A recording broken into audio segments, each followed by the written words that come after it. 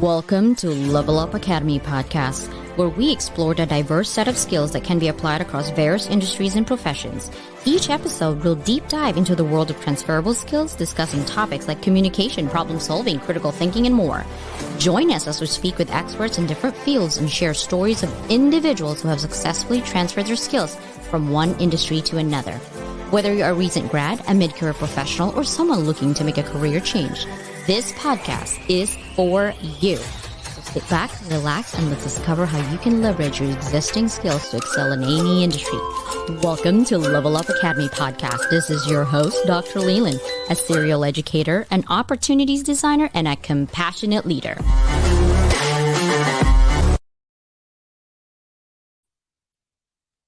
Hello, everybody. What? Welcome. Today, I'm super excited. I'm always excited because every single time I have a guest, it kind of like, it makes my stomach like on a butterfly, like excitement. Like, you know, when you wait for Christmas and you know, like you have gifts coming, but you don't know what that gift is. Every single people that are in my podcast is that feeling that I get. So welcome today. And of course, can't be a podcast with Level Up without my ta-da co-host. What's up, Mary? Hey, it's a good day. How are you? Good. It's so funny because most of the time I would see you in the chat. I'm like, hey, Mary. Now you're like, hey, Mary. It's good to be here, and it's going to be a fun day. I'm so excited to hear what Dr. Z has to say. How about you, Constance? Yeah, I'm actually pretty excited. I hire a lot of PhDs, and I have medical students actually in my MBA program that I teach because some of them wanting to open hospitals, but they don't really per se know how to run the business side. So they're like, okay, I need the basic of how to do this thing, you know? And I don't get often general practitioners. I usually get the surgeon in my class. So I'm super excited how she have transferable skills from her industry and now trying to help all of us level up the world, right? I do have some cool news to say. I always like on my title, it's always like 57 nations and countries. And yesterday, I found out that we are now at 63 nations and countries. Right? Like we're moving up slowly. And then our YouTube channel, we went from like 32 subscribers to 303. So we're moving up in there. That makes me happy. It's not just about the numbers that I'm slowly going. It's like we're spreading good vibes through the world. And that's really what we want, is to level up everyone. We have too many negativity happening in our world right now. So we need as many positive people as we can get, right? Through stories, adversities. And I want to introduce something to you guys also, more of a challenge. Lately, I've been faced with a lot of questionable things, basically on ethics and the what ifs. And I also see and pay attention to posts. And sometimes my post is really short, like, hey, thanks for tagging me. And sometimes some posts just kind of knock on my heart. Mark, hi, brother. I wanted to give a little bit more explanation because sometimes when you respond to a post, and depending on how you feel that moment, you either A, get offended, or B, wow, that's cool, right? That's really the two things. Right. And I don't want him to get offended that I don't agree. I agree to disagree at the same time. And I'm always respectful and always know that my response post is coming from my heart. When people say, oh, we can't make decisions based on emotions, I disagree. And I'm going to tell you why. First is, yes, you can't be too emotional to make decisions, like when you're angry or when you're sad or when you're mad. But today's world, we run into a lot of AI, right? All our manufacturing is automated. So if we go just by number, that just means to me that basically I'm no longer going to make decisions that I shouldn't be in LinkedIn because I don't have that many connections, because I'm not going to make a difference because my post impression is so low than most people. That's not how I see numbers. Like, yes, you can make numbers to make decisions for your business. I get it.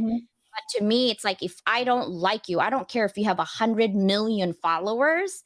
If you're all about just numbers and moving up and not about building relationships, I don't go for it. And that's what I mean by, I don't just go for numbers. I go for quality more than quantity. I would rather have 10 of you ladies multiply than 100,000 of you that I don't even know who you are, right? Yeah, I want that's true. to be out there. What do you think? What are your thoughts on that? I mean, I don't want to, I'm at a point in my life really where I just want my time to be used and utilized in the best, most positive way for me to be able to help other people.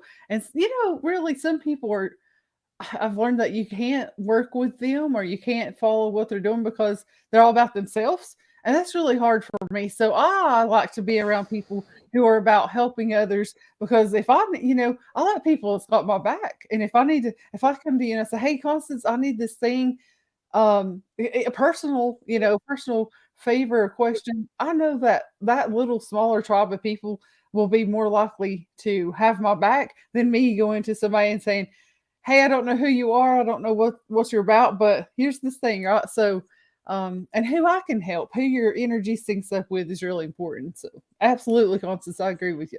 Yeah. And I think Raquel on her Raquel's Corner on Saturday was talking about that, about, more of people that you should network, right? And Mhm. also, don't spam message me. Like, you connect with me and all of a sudden you're selling me your services. Like, I Right. get it. You're in LinkedIn because you own a business and you want people to buy, but I'm all about relationship, right? Because so then if Mhm. you're all about numbers, you would spam every single people you have in there and said, Right. here's what I do for our business. Let's go.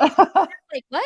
You know what I mean? Yeah, And and so it's that's not why I good. said I don't go for just logic numbers. I go for logic. It's like a balance. You have to have numbers, right? Because you got to have some type Mhm. of foundation, but you also need to have, to me, it's more important to me is the emotions, because that's what separates us from robots.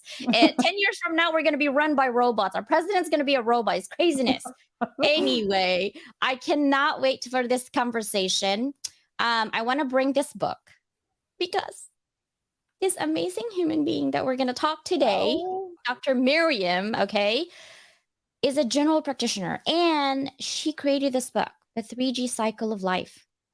It sounds like 5G, like, ooh, I'm leveling up to 5G. Wait, we're in 3G right now. We're going to be in 5G. I feel like that, And it says the secrets for achieving joy, meaning, and well-being. Like, I'm all about joy, right? Who doesn't want joy and Yeah, right. meaning, like having a purpose for your life, not just go in and out, wake up and do whatever, right?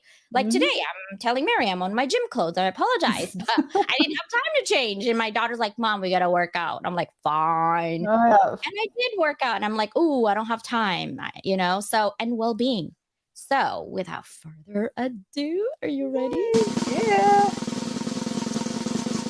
Woo, woo, woo, woo.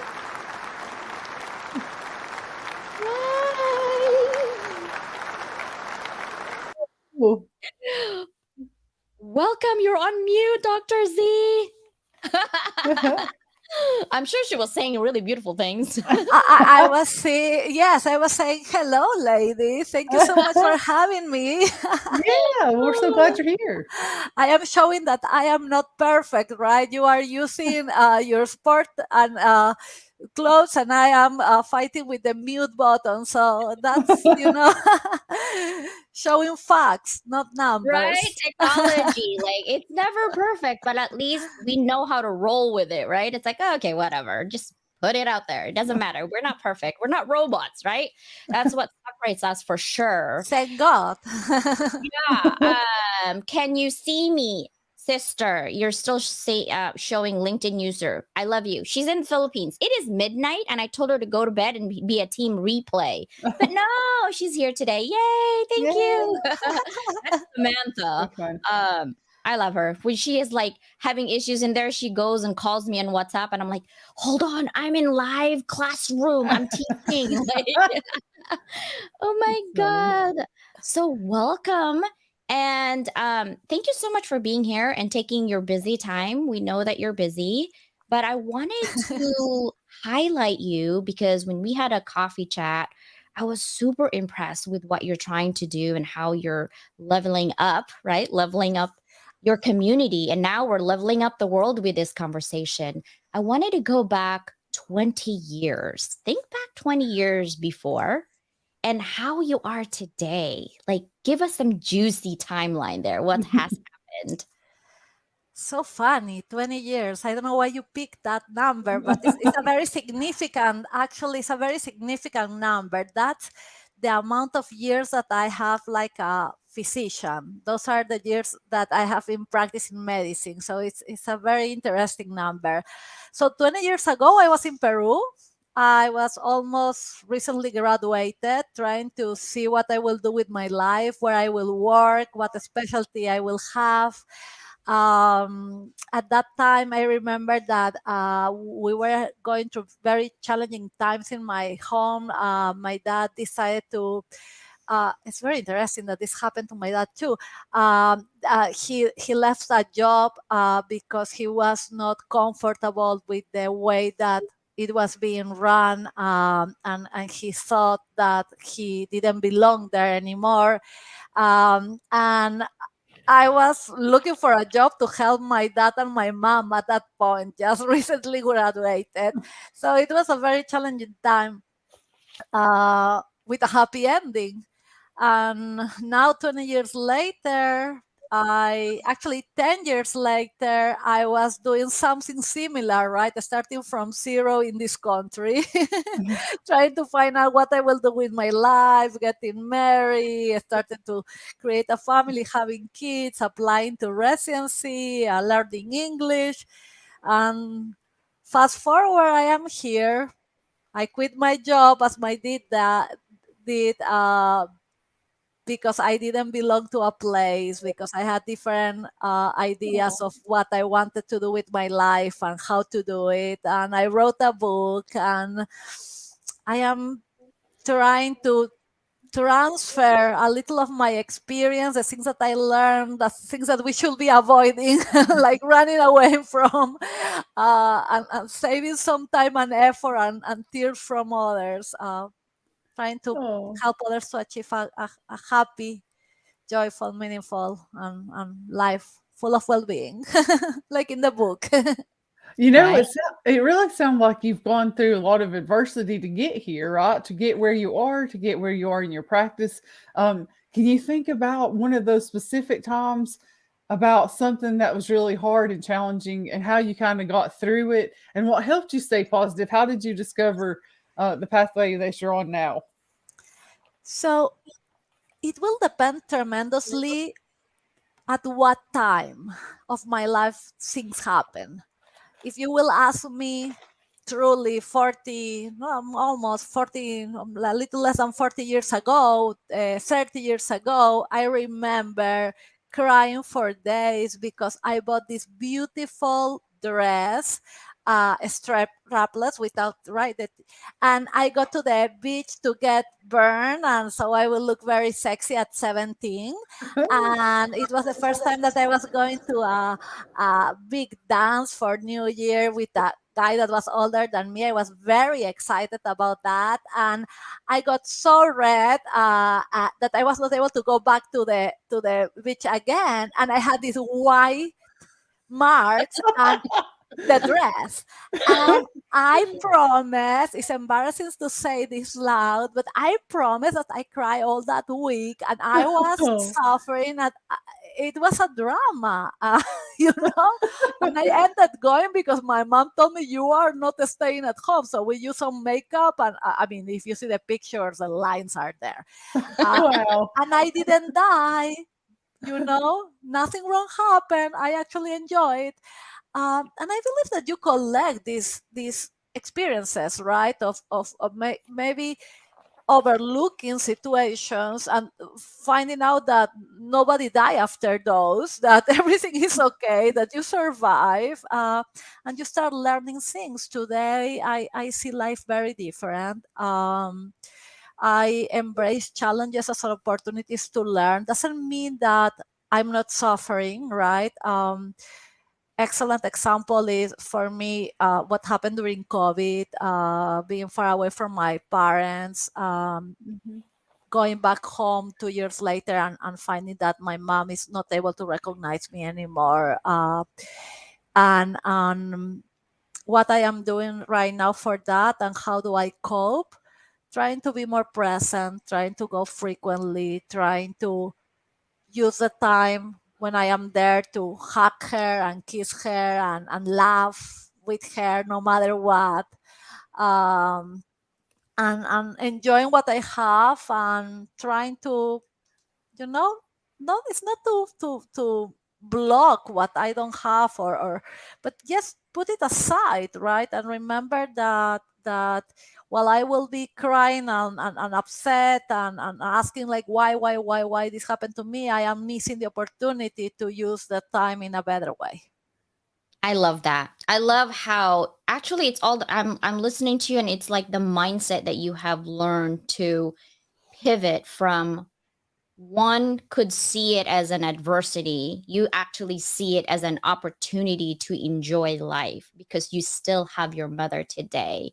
While some people, and I see that you got a little emotional there because I could see that. And I love that because that's really your passion. I wanted to talk about your book, right?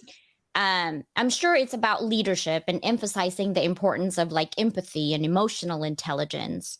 So, how have you applied these skills in your own leadership roles, both in medicine and, of course, in your current work? So let me tell you that I didn't hear the word emotional intelligence until probably 4 or 5 years ago, which is very embarrassing because I mean, a physician should be trained on that. Any human being graduating from a school or high school should know what emotional intelligence is and why it is important. Um, so for me, it was a big discovery. It was a humble opportunity also to understand that not for being a doctor, I was not a leader. For being a doctor, I was not necessarily a smart or a successful person. That one thing is your profession, which is important for sure, and completely other is your behavior in life and the way that you manage yourself in your personal and professional areas, right? And with the people that you are interacting. And that was something that opened my eyes to many things. I needed to learn, I needed to change many things, to close many gaps. And again, I embraced it. It was exciting. And what I changed really, and I believe that is the most important thing that I did and the most difficult one, was to remove my mask and to show myself exactly the way I am. And it's not that I have been faking the, before. I don't think that I was a different person completely, but I was a person that was always trying to show that is strong, that nothing wrong is happening, nothing will affect me, everything will be okay. And that's not real. And that's very difficult to fake every day. And Right. causes a lot of stress. And, and to be sincere is a bad example because what it causes is a lot of pressure in those that are surrounding you, in those that are working with you or learning from you. Um, they feel like that's reality, that's the role model. I need to be like that person. Therefore, if I am feeling bad, if I am scared, if I fail in something, I am not as good as I am failing, I am doing something wrong. So at the moment that I started to be more vulnerable and more human, and I started to be more compassionate with myself and admit my gaps in a loud way, I believe that I became a better leader because I became a better role model and I opened my heart to help others with more compassion, with more empathy, and without judgment. Wow. And that what just to piggyback on what you said, like the compassionate part and the helping without judgment. I feel like before we can help other people, we have to stop judging ourselves so harshly too. But it's kind of interesting all the studies you see about how people they'll judge themselves so much harder than other people. All right. So can you speak to that a little bit and some of your experiences a little bit about how you've helped people pull back from that to refocus the lens a little bit on what they can do to get past it? Can you speak a little bit more on that? Well, I am really a good and bad example for this. A good example, a good example because I will show all the negative things that I did. So for that, I mean, I am a good case. Uh, I have been the typical physician. Type A personality, super achiever. I was the worst boss I was ever it was possible to have. Mean with myself, exigent. Oh my goodness, I can keep going. Nothing good about that. um, and I didn't know it, which is even worse, right? I didn't know that that was bad. I thought that pushing myself to taking myself to the edge, to don't sleep in 30 hours, was okay. I was proud of that. I will come and we will be competing. Like my friends will be like 30 hours away. We didn't leave the house. We never had a shower in these 3 days. I mean, we were like, kind of abnormal, right? Right. And but that's the only thing that I saw. Also, that's the only thing that I learned from my role models, and that's why it's so important that when you are a leader, you are careful in the way that you present yourself, because people are watching, and people Right. will be copying you, right? And your kids, if you are a mother or a father. Yes, I have been like that for decades until COVID and this, awakening that I had for not only because of COVID, but for many other reasons, including my mom, my kids, and etc. Mhm. That I had to realize that, and a friend of mine told me this, that I am a adrenaline junkie, that I have. Yeah, that's another compliment for myself, and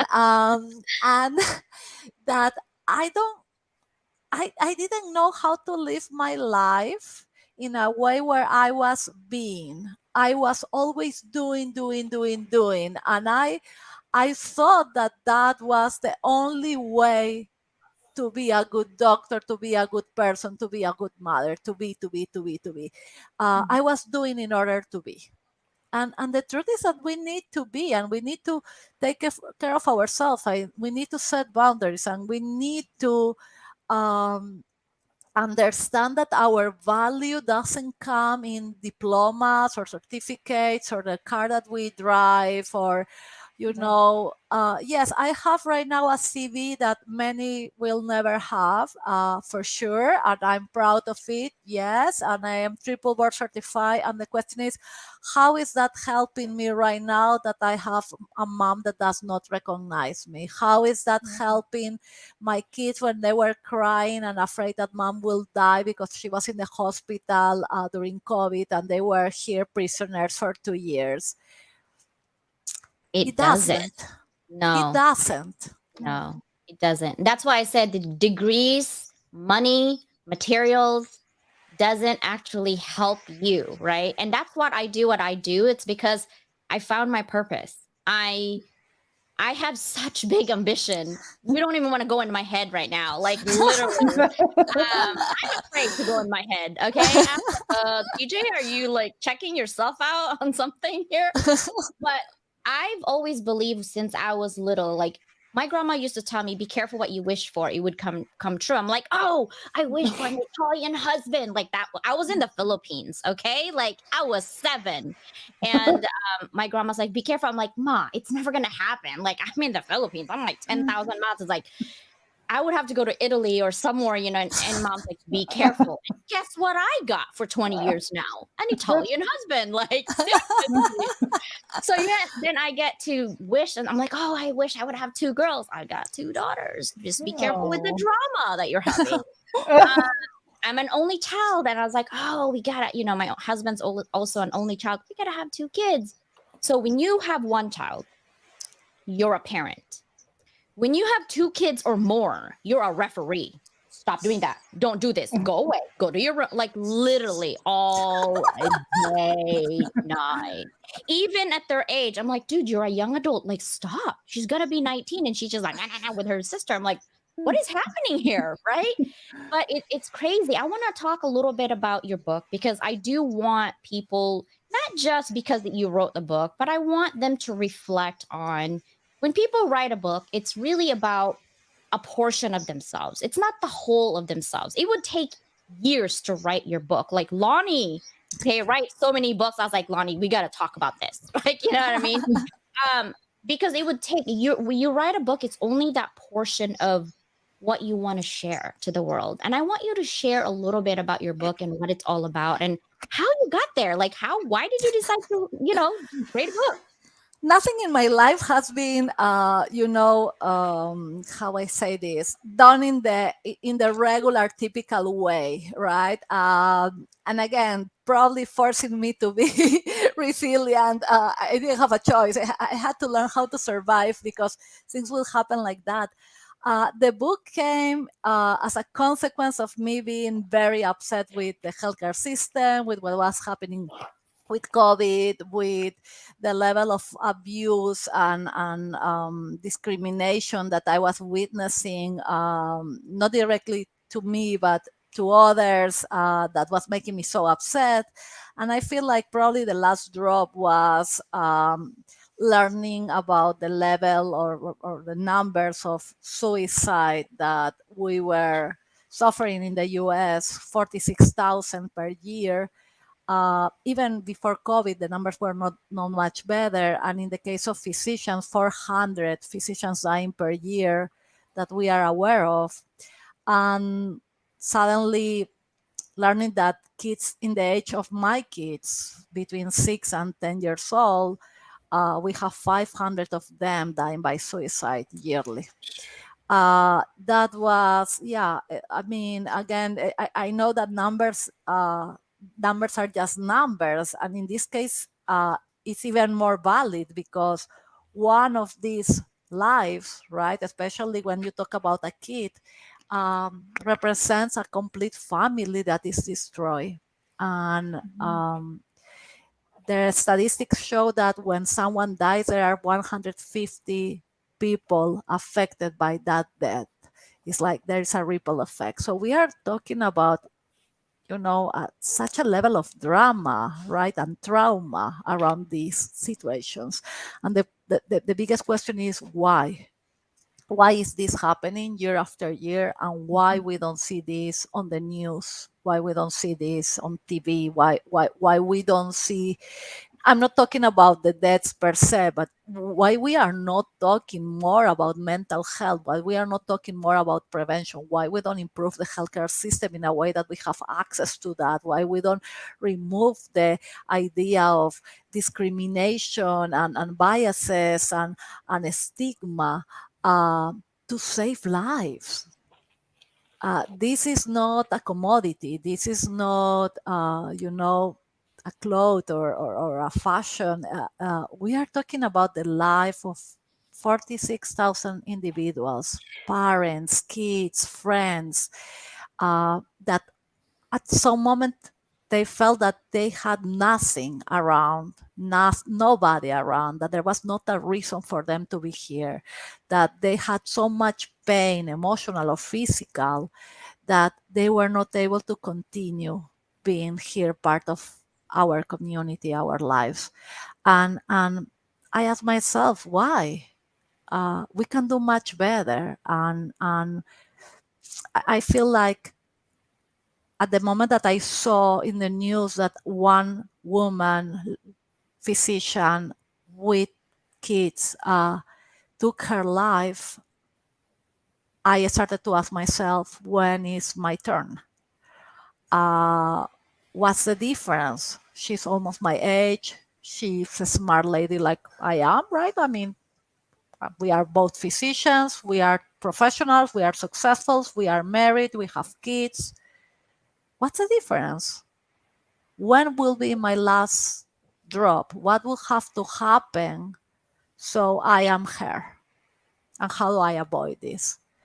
And I started to write, and I started to be part of podcasts, and I started to do exactly the opposite of who I am in real life, because I am a shy person, very introverted. Normally will not share my personal life with anybody else.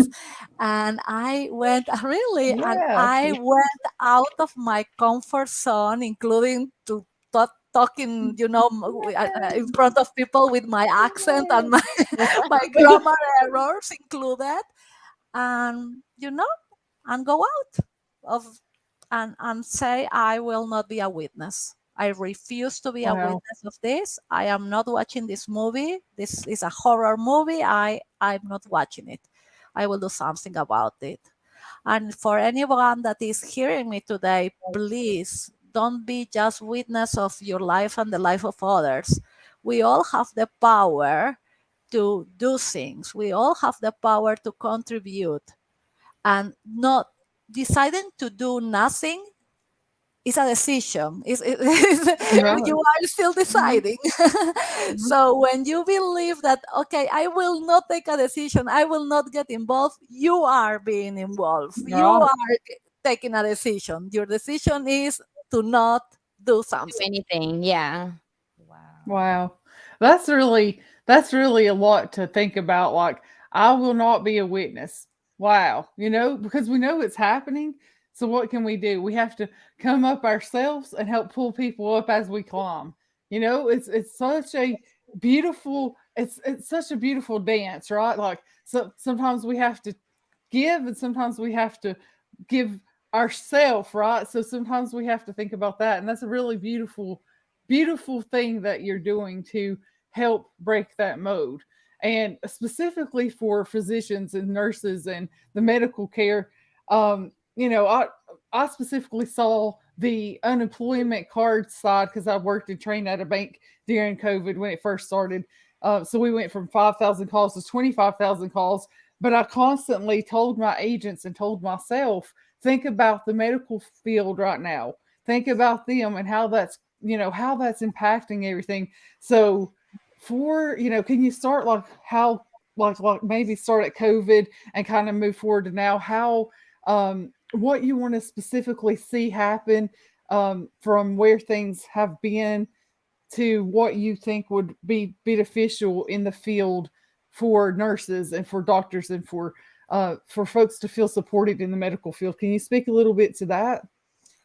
Yes, the medical field was already affected. I don't want to create this false idea that, oh, after COVID, this is what we are seeing. It's Right. not true.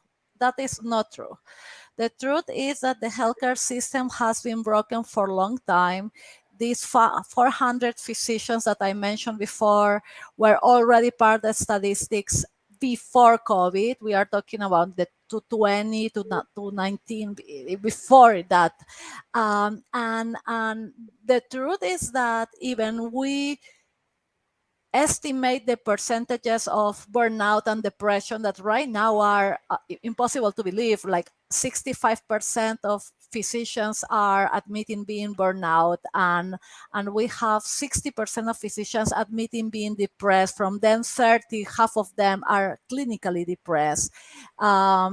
11% of those that were interviewed, and the survey involved 12,000 physicians, admitted having ideation of suicide in the last 12 months. So we are talking about, this is beyond the 400 physicians that are dying or the nurses that are dying. We are talking about a system that is absolutely broken, because those that are supposed to take care of us are sick right now, and nobody's taking care of them.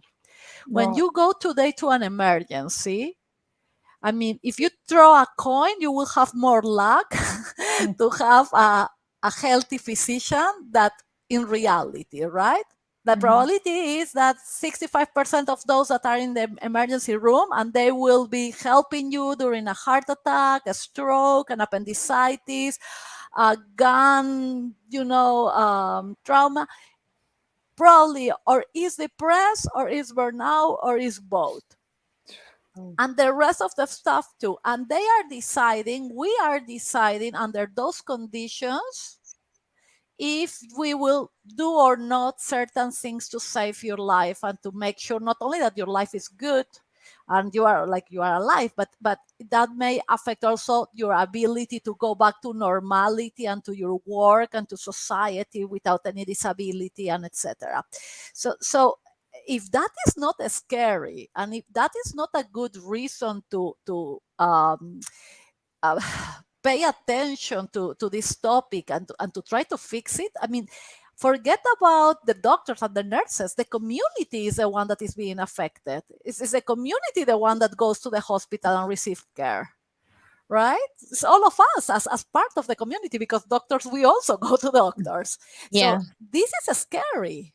This is scary, absolutely scary.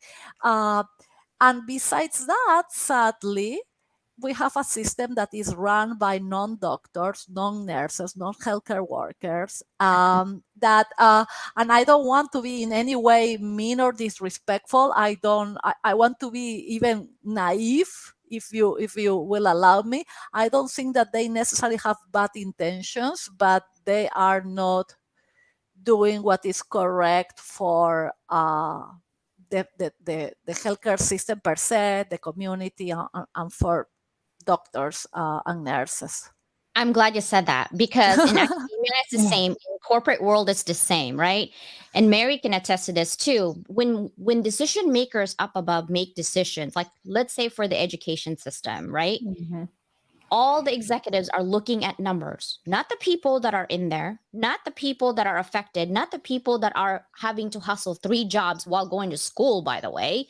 And you're like, retention is down, but you have rigid, okay, rules. You have to be in class. It has to be live, and you have to open your camera and you see kids running around screaming, and you have to turn on your mic. I'm like, are you serious with these rigid rules?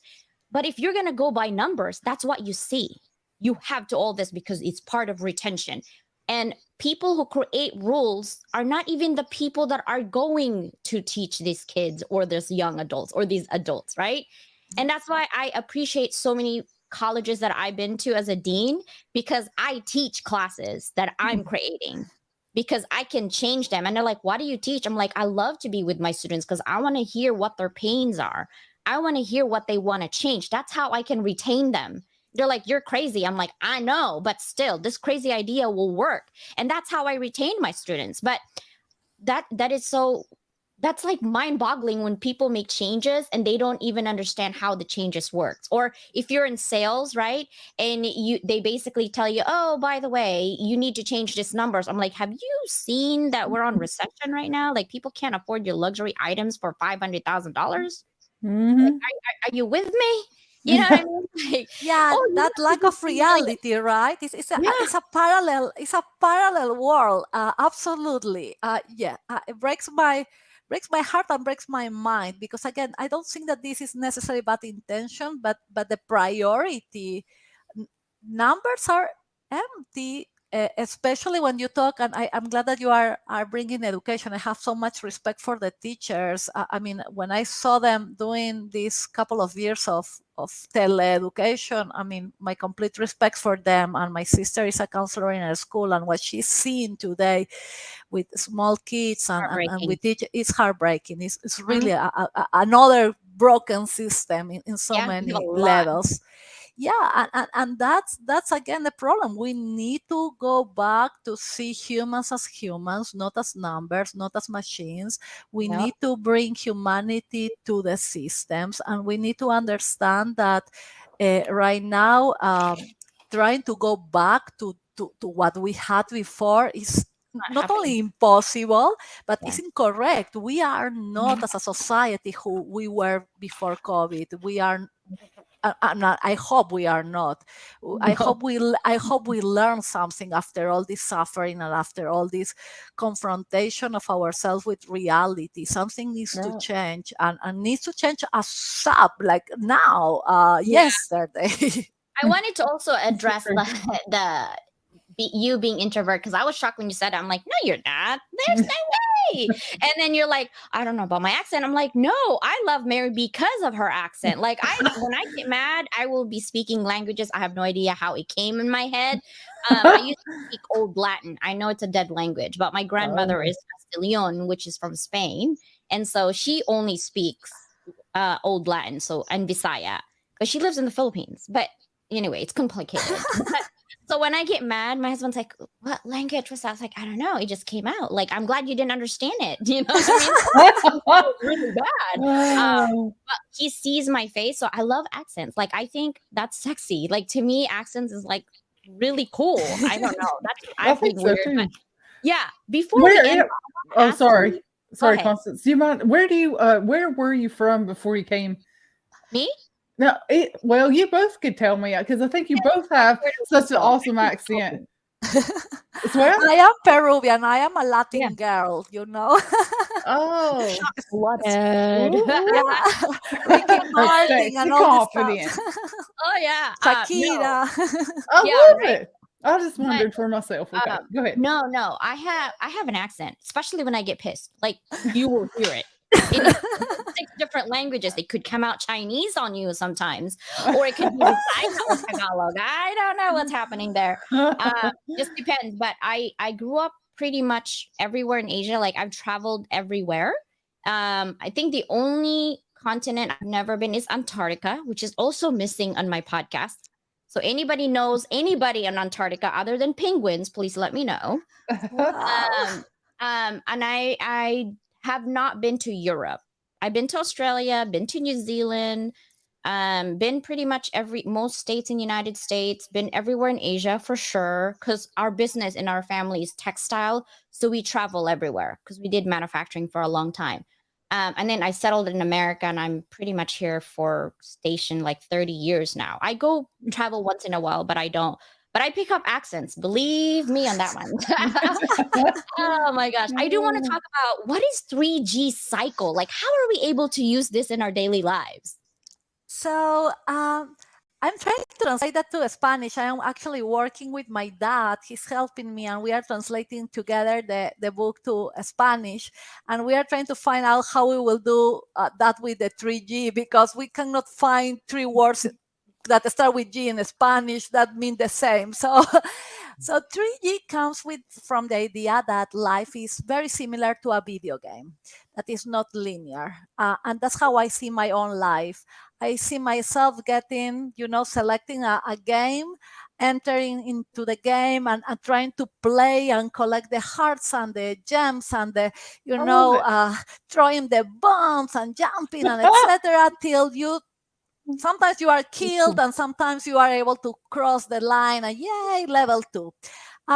But when you don't cross the line and you are exploded there or you fall down, what happens is that you can restart that level, right? And you keep going, and this time you get to another point, and you and you sometimes call your friends or Google, how do I do, what's a trick? So I go to the next one. So imagine that in real life, right? Your game is your goal. You select a goal in your life. You decide that you want to go to medical school, you want to write a book, you want to travel to Italy or Europe, right? And that's your goal. And you select this goal with the idea that you want, with a plan. I want to do it like this. I want to do it with that person, and I want to do it that date, right? You have all the concept of how you want the goal to happen, and your complete plan. And for that, you need your second G, right? How do you really make this dream goal reality? And you need this energy, right? This passion, this motivation that comes from inside, that is grit, right? Perseverance. No matter what, I will keep going. But for me, perseverance or grit is, and it's something that I learned during the last years, especially, doesn't only come from myself. Like, maybe it starts inside of me. It's a fire that I have inside of me, but really is it survives thanks to others, right? How many times you are going, and suddenly something happens, and you, oh my gosh, right? And oh, maybe not, maybe that's not a good idea, and your friends are like, yeah, you can do this, or your mentor, or your husband, or whoever is supporting you, right? So grit is something that maybe is shared, right, and may come from others. So now you have goal and you have grit. And last but not least, in theory, to close that cycle, right, that level, you should be achieving your dreams. But how many times we do not achieve our dreams? I mean, a lot. Yeah. And sometimes it's just because you change your mind, right? You wanted to be a psychologist and you find out that you like more medicine and you just change careers. Or you wanted the Ferrari when you were young and now you have 4 kids and you need to have them inside of your van because, the Ferrari, you don't want it to get dirty with your bicycles and the food, right? So, and there are pertinent, appropriate changes, right, that they don't represent failure. Sometimes you achieve the goal, which is great and yay. And sometimes you try a few times and you get it, right? Because you get smarter and you learn the tricks. But sometimes you go in this loop, right, without a happy ending, and you don't know when to recognize that you need to stop. And what happened then is that you get frustrated, upset, you start feeling guilty, you start feeling like a failure, you get super stressed, chronic stress become depression, burnout, anxiety.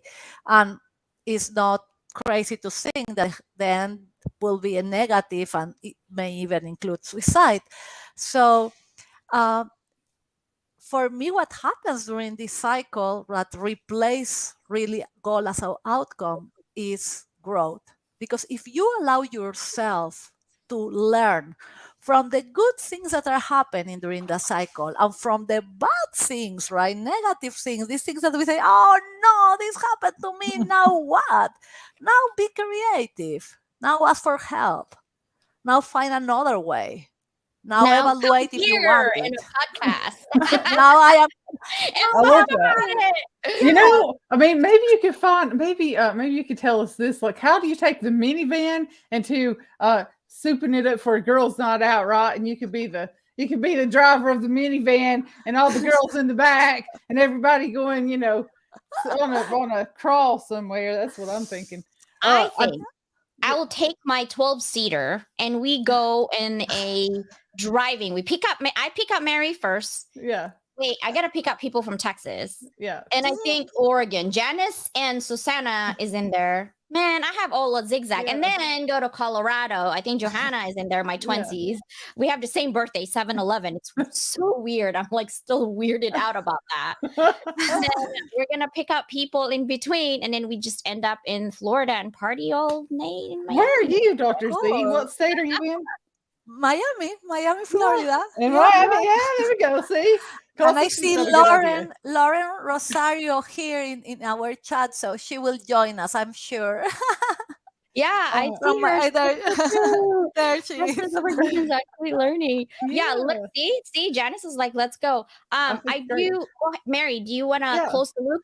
Sure. Yeah. So the final piece of advice that you would give for, really finding the joy, highlighting some of those, key elements of your book, what would be your final piece of advice for everyone? I will tell you that when I receive a question like this, normally I take the advice from my own kid. He was 7 when he said that to me, and right now he's 9, and his phrase is so deep in many levels. He told me once, "This is your life. This is your choice. This is your journey." Oh, And I believe that if you hear this phrase, and if you meditate, you think about what that means. That means that we have the power in our hands, that we can really decide what happened with our life. We can take the decisions of being a victim of our life, of surviving our life, or to make with lemons lemonade and maybe even a delicious lemon pie. Right? And I am not minimizing the suffering, and I am not saying that real victimization and real trauma doesn't exist. It exists. Of course it exists. And some situations are more complex than others. And some of us, we are more lucky because we have the support, or we have the knowledge, or we have the opportunities to navigate life, with some extra comfort. But that doesn't mean that we need to, or we can allow ourselves to find excuses to suffer. We need to absolutely do the opposite. We need to find excuses to go out of this hole, even if that means that we need to go out of our comfort zone, even if that means that we need to swallow our own, Right. pride. Thank you, pride, and go and ask for help, and we admit our gaps, and we admit our fears, because at the end, life is. I mean, until someone proves different, we have just one life, and we know when it starts, and we have no idea when it ends. Could be tonight, Yeah. right? So, or we live it fully, and we are proud of everything that we are doing every day, and we are intentional when we are living it, or Right. Yeah. or what are we doing? We're just sitting here waiting to end. It's some Beautiful. people do that. And that's what I always tell people. Like, I think I start living in 2011 when I almost died. Because I realized that it could just be taken away, and who's going to be raising my children? You know what I mean? I'm like, oh, I don't know if I can. I'll come back as a ghost and ghost my kids, and they're like, Mom, that doesn't work. I'm like, I'm just saying. I mean, we got Buddhists in our family, we got Christian, we got Catholic, all this other religion. I'm like, they have some type of, like, especially in the Chinese community, like where my family is very we have a lot of traditions and culture and a lot of things, and I'm like, see, we can have those, and the dragon will and my kids are so confused at this point. They're like, Mom, I don't know what you're talking about. And their dad's like, your mom is just weird. I'm like, yeah, I'm just weird, I'm sorry. Like, Weird is awesome. yeah, Embrace weirdness. I okay. love it. Yeah, I just really, well, I'm thankful, and I know Mary and I are very thankful for you coming in Yeah, today. We thank you. truly appreciate you. I love the different perspective that you provided, and although the alarming, alarming and disheartening statistics out there, I'm super glad that one person, it takes only one person to recognize the problem and try to have a ripple effect of positive vibes. And I'm glad that you're doing it. I want to say that I believe that it's not only me. I believe that there Oh, are yeah. many like me, and much better than me. And this will take a community, and this will take kindness, and this will take compassion, and some tears probably too. Yeah. But this is our community, this is our world, and for those that are parents or grandparents, this is what we are leaving to our kids, and we have a responsibility. This is not just that let someone to fix it. We are someone. Yep. We need to fix it. Yeah. Yep. And all Absolutely. 63 nations are listening to this conversation. Thank goodness. That's what I love about my podcast. I'm like, oh, yes, it's not just on LinkedIn or Facebook or on Instagram or whatever. It is on 63 nations, and I'm growing. And I love it because Awesome. I'm looking for people that basically, through their adversity, we learn from it. And I see so much heart, passion, compassion, and fun in there. I cannot believe you're introvert. Like, seriously. No, we're I gonna am. we're gonna Based on take tests, I have proof. Yeah, I took my test. I am introvert. I Well, just want to do something extra, if you don't mind, yeah, go for it. knowing that this goes to other places. So, saludos a la gente que habla español. El libro está viniendo pronto en español también. Y esta es tu vida, este es tu camino, esta es tu decisión. So, vívela con amor y con felicidad. Oh, Woo-hoo! Puerto that's Rico is awesome. on my list, so they will listen to you. They are on there. One of these days, I'm gonna share which country that I'm in, because it's a lot. So 63. sweet. I'm like, wait, which nations is this? We just added, I think, Iraq and Iran, and I was surprised that there's people in there in these beautiful places. I'm always on Google Earth. I'm like, where is this place? Oh, this is a beautiful place. Wait, where is this? Whoa, there's somebody in there. I get so excited. So thank you so much, Raquel. Look out. Lauren said she's in Miami. So we're coming to Lauren at the end. Saludos. And Raquel, Oh, wait, whoops. what's Sorry, Raquel go say? ahead. Spanish, gracias, doctora, felicidades. Oh, muchas gracias. Bienvenidos. And I'm not even going to try Spanish. Y'all don't want to hear my redneck Spanish. You don't want to hear that. Rolling your R's, Mary. Roll La, your la, la, la, la, la. I Yeah. love it though. I love to hear it all day long. Don't make me talk Spanish, Dr. Leland. I can't do it. We used to have a house in Cancun for summer, and I had this like, my husband's not here. Okay, I had this cute guy, and he taught. Do you me- know that this is recorded? Yeah, Just that's to okay. It's not clarify, something you personal. can watch this. Oh my I'm God. preventing it's drama. I can edit this part. But he was like teaching me Spanish, and I was motivated to learn Spanish. Let me tell you. I'm My sure. my mom's like, wait, you're supposed to only be there 3 days. What do you mean 2 weeks? I'm like, I really need to learn Spanish, Mom. I live in so south. Oh my gosh. So I'm going to say that since you said this. So one of my best friends now is actually from, that's why I want to know where you're from, because his in Spain, he tells me like he's 9 miles from Africa when he goes home.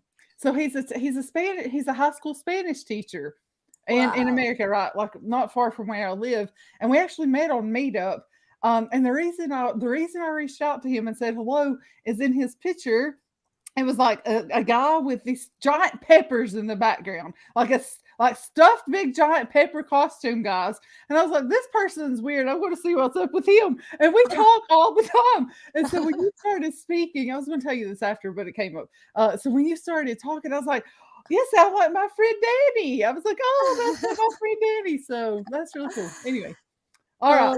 Constance, you want to wrap The love of the wonderful thing about diversity, right? The awesome thing about diversity and inclusion and having the opportunity to talk with people around the world and to learn from others and to share with others. This is amazing. The biggest opportunity of growing and learning, right? And closing gaps and opening opportunities is exactly that, like to sharing and to embracing who we are, right? To being ourselves and embracing our culture. Yeah. it. Check out Awesome. Lauren. She's like, enhorabuena. Woohoo! Oh yeah, she's a spectacular. I need to introduce you with her. I She's know. I don't even know amazing. her. I'm like, Lauren, what's up? I know. I'm crazy. I'm sorry. And I saw Catherine also that I mentioned to you. She wrote a beautiful book for kids, so she has here too. I saw her saying hello too. So thank you so much to everybody that joined us, Raquel. Yeah, definitely. The whole hounds is here. Mike is missing. Where are you? And Wait. Sia, they're probably busy somewhere else doing some sushi that Sia didn't want to eat for sure. He's a spectacular, such a nice guy. Yeah. Well, thank you so much for being here today. You have a fantastic day. And again, thank you so much for your time. We couldn't have better conversations in this for sure, right? Thank you to both of you. You ladies are wonderful, and you are bringing so much to the community. And I love the term "level up." Means so much. So I believe that you represent level up right now. Level up. Let's do it. All right. Thanks, Have a Catherine. wonderful day. Bye, everyone. Bye. Bye. Are we Jody Lamb in Dallas? Oh, they're not even here. What? Yeah. Thank you so much, Dr. C.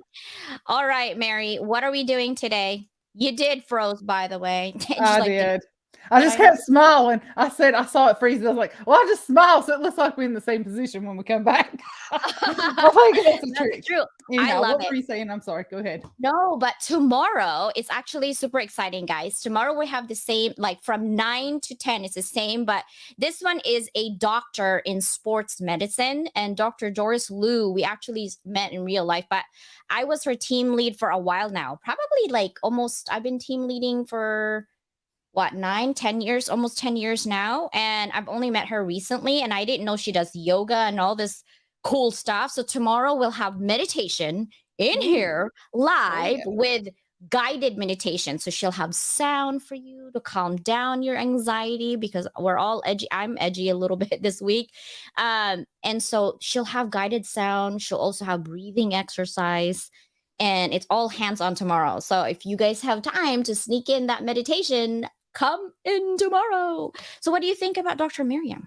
I love her. She is so sweet. So when she was on mock shows, when I think I first met her, maybe came across her, but she is absolutely wonderful. So I'm so glad that you had her on today. Thank you for a great show again, Lawrence. High five from over here on the East Coast.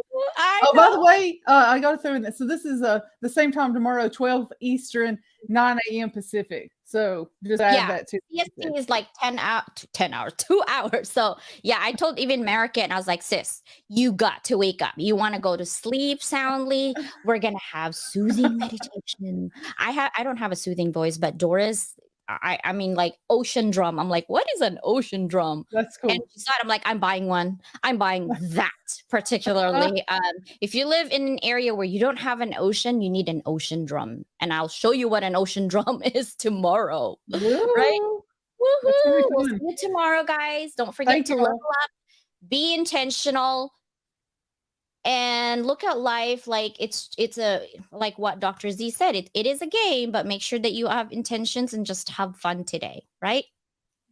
Yeah, that's what we're Bye, gonna do. everybody. Yeah, Bye, y'all. bye.